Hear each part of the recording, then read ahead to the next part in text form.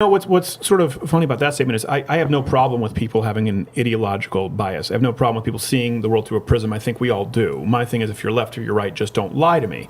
But ironically enough, we were probably one of the most balanced shows on the primaries and on Trump. And I can't stand Hillary Clinton. I couldn't stand the left, but I certainly would criticize Trump where I thought it was fair, and that would infuriate people. But I have no problem saying I am a conservative. I look through the world through that lens. And I think that allows me to be somewhat objective because I'm aware of yes, well, that's about the best you can do. I mean, one of the things that our research and other people's research has indicated is that conservatives are conservative and liberals liberal because of their temperaments.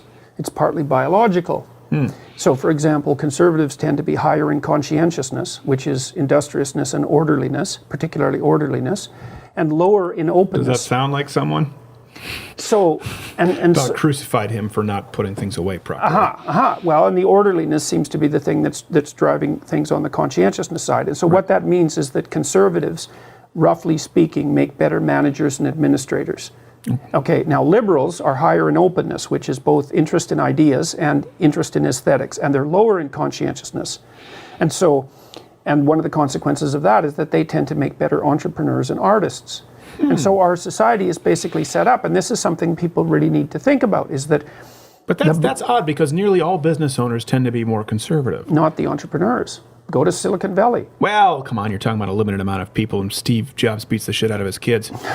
Well, I do consulting work for this company called the Founder Institute, and we've tested 40,000 would-be entrepreneurs from all over the world, 165 different cities. It's the biggest early-stage tech incubator in the world now.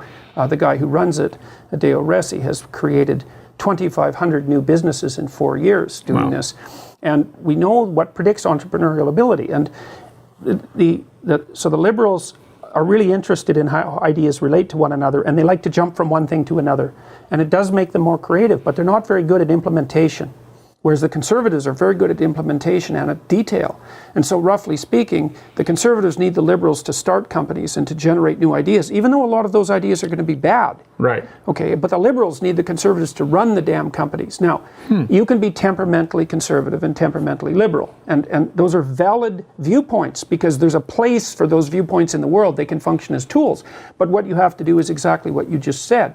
If you're a conservative, you need to listen to the liberals because they have some things to tell you. And the liberals, and I think they're far worse at this at the moment, by the way, the liberals have to learn to listen to the conservatives because the conservatives hold things together and stabilize things. Right. Yeah, well, so the dialogue. Now, the reason free speech is so important is because liberals and conservatives have to communicate in order to keep society going. And it's communication that's central to free speech. You have to be able to talk to each other, or you separate into armed camps and you either one becomes the other's slave, one becomes a tyrant, or there's conflict.